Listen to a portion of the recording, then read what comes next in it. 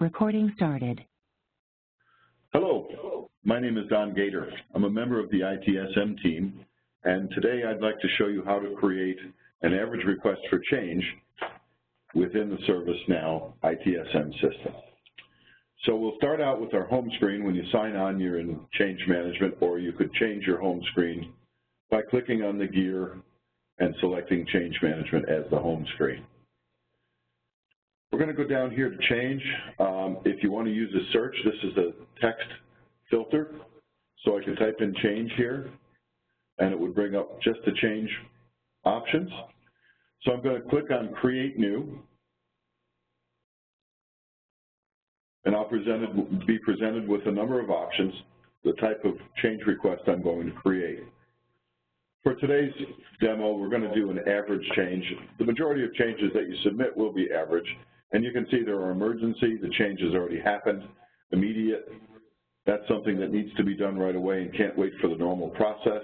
Average we'll cover today, and undocumented is a change that has already taken place. For example, you made a change to fix a production problem, but it was not documented. So you would need to go back and create the request for change and let it go through the normal approval process. That way folks know what has happened, and at the end, you will update the configuration item or items in that change. So for now, we're going to do an average change. So we click here on average, and we're presented with the first screen.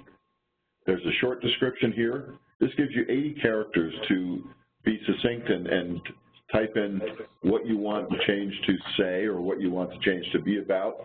This will also show up on the subject line of any emails that are sent out. So try to make it as succinct as possible and as descriptive at the same time. So we're going to put in here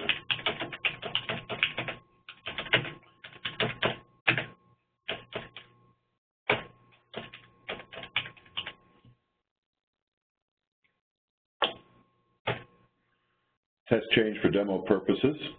You'll see these fields with the star next to them. These are mandatory fields required to be entered before you can submit the request for change. Change number is assigned by the system. The requested by is the default that you signed in as this person, so it will use your name. Location and HSEN site ID you won't be using. Location could be if you had many satellite offices and you were making a change at one of those particular offices that was not a global type change.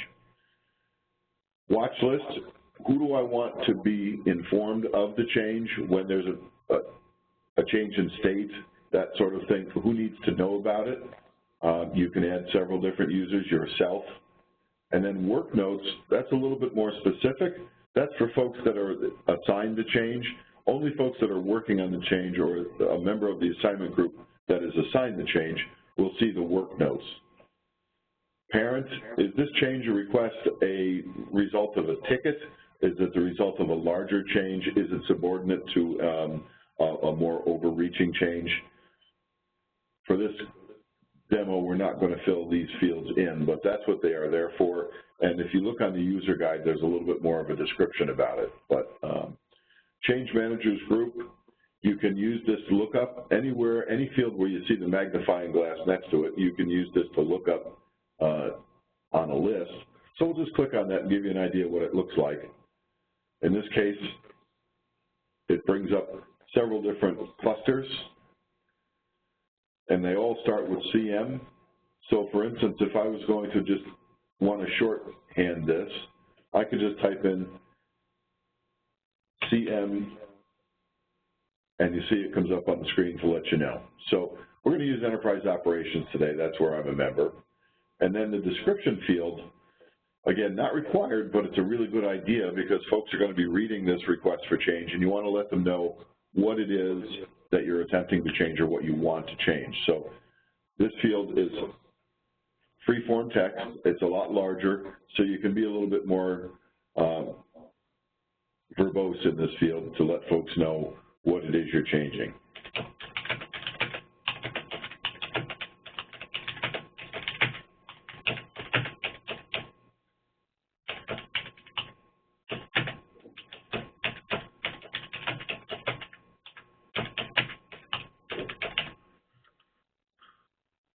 And again, this will go on and on and on. You can put as many letters in there as you would like, but it's a good idea to try to be a little bit more descriptive rather than succinct in this case. Now, on the top right column, we'll see that it is in the draft state. I have not submitted it. I've not asked for a approval yet on this, and you can see below the approval has not been requested. These fields will help you understand where your change request is in the process. So we'll probably touch on those a little bit later so you can get a little bit more definition on them. Customer approval, do I need to wait for my customer to tell me it's okay to make the change? The schedule of the change is one of the big things that they'll want to know. They obviously don't want it done during their busy time, so on and so forth. So we're going to put not required today because this is just a demo. Opened is a field that you can't change. This is when you signed on to the system and created the change number 060315. Again, those are system assignable fields. You will not be able to change them. Opened by, that's the person that signed on. And the assignment group, who's going to be working on this? So is it, do you know the people that are going to be working on it? In this case, we'll just choose the ITSM group. But as you can see, this does a search for you by typing in the first few letters. Or again, with all of the fields, you can use the magnifying glass. So we'll go ahead and select L3, Enterprise Operation ITSM, and that fills that in for us. Is there a member in that group that will be doing the change? Certainly, you can click on that, and it will tell you who's in the group. And let's find Donald Gator, and we'll assign it to him. And then notification groups. Who do we want to notify when the state of the change request changes? Who do we want to let know what's going on with the change? Again, you can unlock this field and then put in the groups that you want to notify. And we'll use this pre-fill again and see if there's anybody out there that we can select. Oh, look, there we are, L3EO-ITSM. So you can put that in under the notification groups.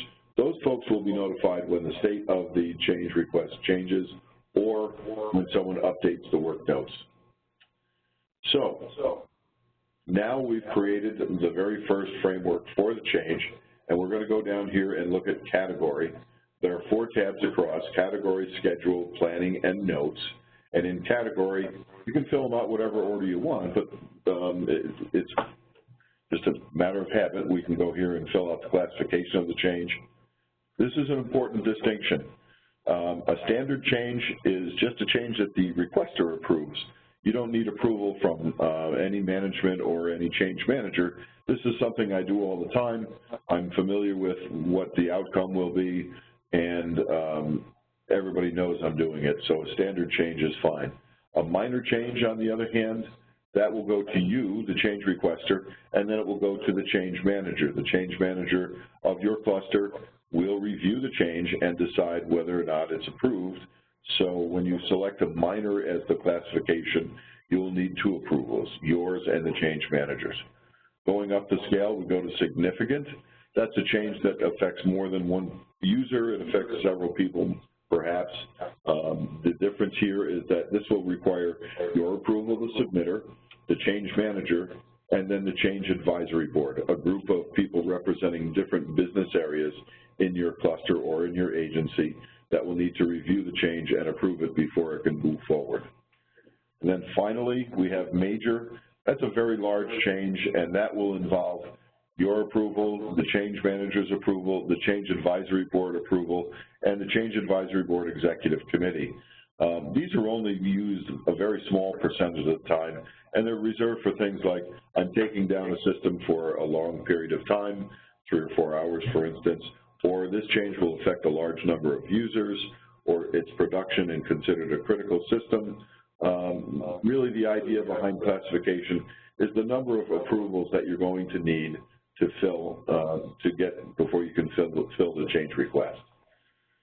Category, what is it that I'm changing? I'm changing system software in this case, or as you can see, you have several fields to choose from: applications, hardware, network, telecom, all of these other fields are available to you. So we'll just choose system software in this case and move forward. Okay, risk. Again, there's 4 categories: high, moderate, low, and none.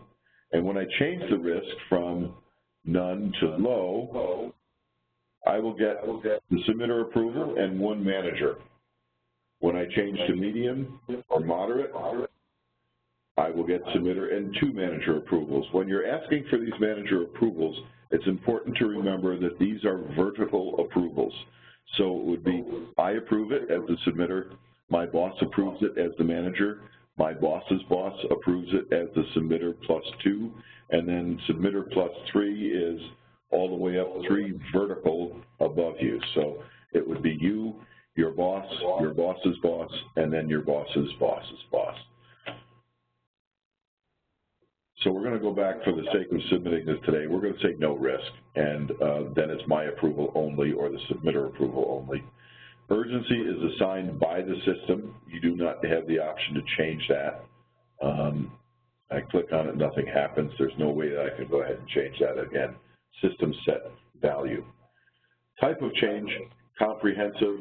Again, I can't change this. It's already been pre-filled. Now, when you fill out anything above a standard or a minor request, these fields will become mandatory. The outage score, service impact score, change conflict score, and then experience score and testing score. These fields have pick lists on them. You can fill them in for any change request, whether it be standard, minor, significant, or major. But when you go up to a significant or a major change, they will be required. The system will ask you to fill in these values. Again, just so you can see, there are several different pick lists here. Today we're just doing an average change, so we're not going to worry about filling them in. Although we could, it doesn't hurt to fill them in. Now, schedule, that's pretty straightforward. When are we going to be making the change? When is it requested for? When do I plan to start it? And when will it end? Or when do I plan to have it started? That's maybe a better way to put it. These are simple calendar picks. Just going to come up here and say that we need it for today at 11:12. Actually, let's go to 12 o'clock just to make it more realistic. It does have hours, minutes, and seconds. You don't have to worry about filling in seconds most of the time, but you can. So because I'm going to plan on having the change done by 12 o'clock, I should start it probably now, or maybe 11 o'clock. Let's put in 11 o'clock. It's going to take me an hour to make the change. So I go ahead and put in 11 o'clock and 37 seconds. And when is it going to be done? Well, the customer requested it to be done by noon, or my coworker requested it to be done by noon, so I plan on ending by noon. I'm going to fill that calendar entry in to say 12 o'clock.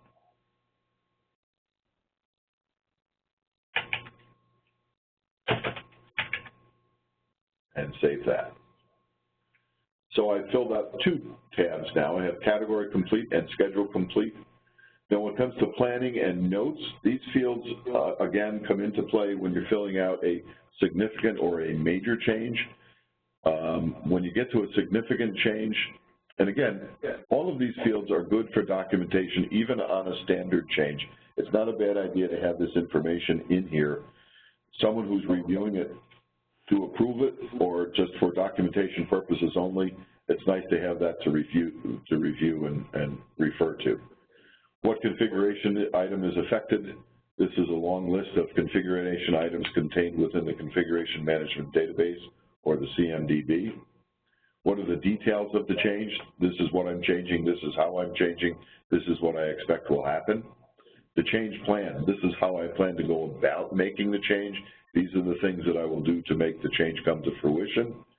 Backout plan, if the change doesn't work, what am I going to do to fix it? How am I going to set things back to where it was or where they were before I created the mess by making a change? And then test plan, what have I done to make sure that I can submit this change and have it work correctly? Have I tested it in a mirror environment? Have I done several iterations with user acceptance training or anything along the lines to say that I've tested this change, And again, it's a good idea to have that in there so someone reviewing the change for approval will know that you've done due diligence. And then notes, these are work notes and additional comments. Remember we talked a few minutes ago about who gets notified of what. The green field here is for customer visible. When I make notes change to a change request, when I say, you know, for instance, I've reviewed this and I've set up the testing schedule for, these comments will go to anyone on who's a customer, anyone on the watch list. So if I fill out notes here, if you're on the watch list, you'll get notified. And then down below in yellow, the work notes are folks that are working on the assignment of making the change, the assignment group, for instance, and these people will get notified only when there's a change to the notes, and the customer does not see these. More along the lines of technical information that you can share with your coworkers. So the notes field is important to keep things documented. You can cut and paste email into here, whatever you think is important for people to know. But when going back to look to see if the change was successful or if the change had an error or something wrong with it, these notes will be important for documentation purposes as well.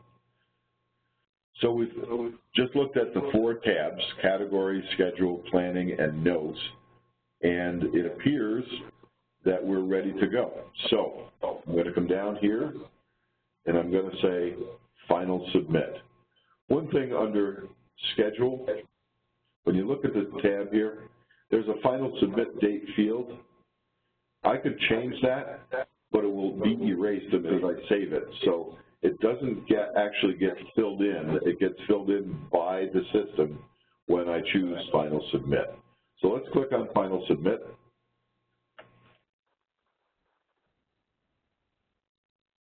And the system will update it. It changes the state from draft to work in progress.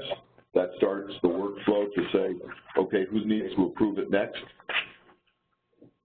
Once it gets to approval, it will notify the assignment group you've been assigned this change, and this is what needs to be changed, or the description if you put in more words there. And you can take it from there that the change has been submitted. In the case of a minor or anything more significant than a standard change, it will start the approval process. You'll see here this approval, it is approved because I submitted it as a standard change. And remember, the submitter is the approver in the case of a standard change. What if I had gone to minor, it would forward this change via email to the change manager, and the change manager would be the next step in the review and moving it along. So I've submitted the change, and we're going to log out now, following the user guide here. We're just going to log out.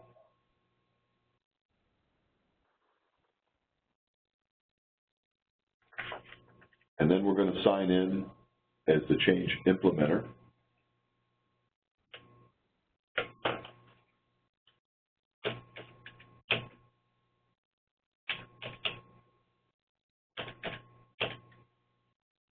Put in our password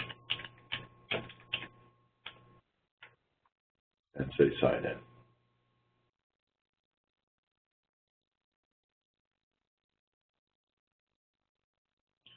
No, it doesn't like me.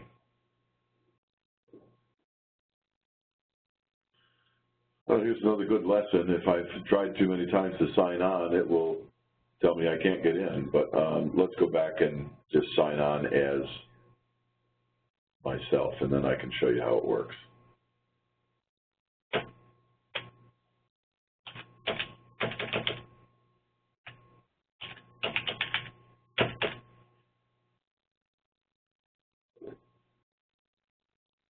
Okay, quality assurance, because we're in the test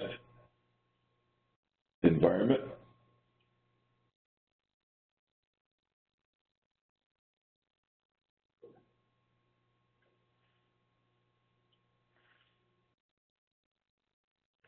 I'm back to the change management home screen. Again, if I wanted to just see the change options here, I could type in change up here. I'm going to look at tasks assigned to my group, or changes assigned to my group, I'm sorry. Changes assigned to my group. And you see all of them are approved because they were just submitted by me, and I'm the submitter, and it was a standard change. So we're going to take a task. Let's go to the number of the change that we submitted. I'm signed on as a change requester now, so it'll be a little bit different. So let's go to the number that I created. Let's see if we can find that one. And again, it will not show up on this because I'm not signed on as the change requester.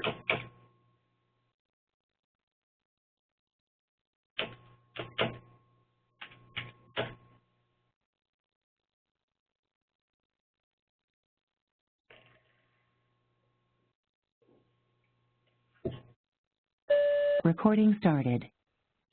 Okay, I brought up the change that we submitted, and we chose final submit and approved it ourselves because it was a average change and it was a standard change. So this is the change. I'm going to click on that. Brings up the change. This is where we've been working. And it creates the tasks. And the tasks would be implement the change and then test and verify that the change worked.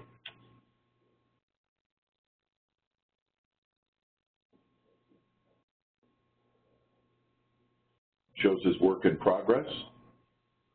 And I can either update or save the change or cancel the change at this point because I am the change requester. Let's go to change tasks. There are no affected CIs. We didn't fill in any configuration items on the request. So we're going to go to change tasks, and you'll see there are 2 created. And those change tasks are, we're going to implement the change, and then we're going to test and verify that the change works. So we go to state, right-click, and sort. If there are more than 1 or 2 tasks, we can see who it was assigned to. It was assigned to me. And then the change request. Up here, if we click on this arrow, we can say, I want a report of different tasks. There's several different fields of reporting in here. So I'm just going to go to state, and I'm going to click on it. You see it's pending my update. And there's only 2 tasks, so there's not really anything to sort. So the expected start date was 11 o'clock today. And I can now close this task because I have implemented it. I can show matching, again, reporting fields show matching. I can filter it out, so on and so forth. But in this case, I'm just going to close the task.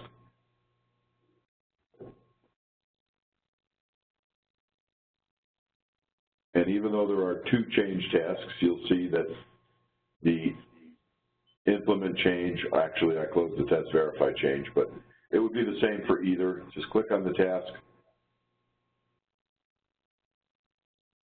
and you can change the state to closed complete or any of the above, or if you choose what we did the last time is we just came down and clicked on it and said close the task. We right-click on that and say close the task. Now that we've updated the tasks, the 2 tasks that are always assigned with every single change,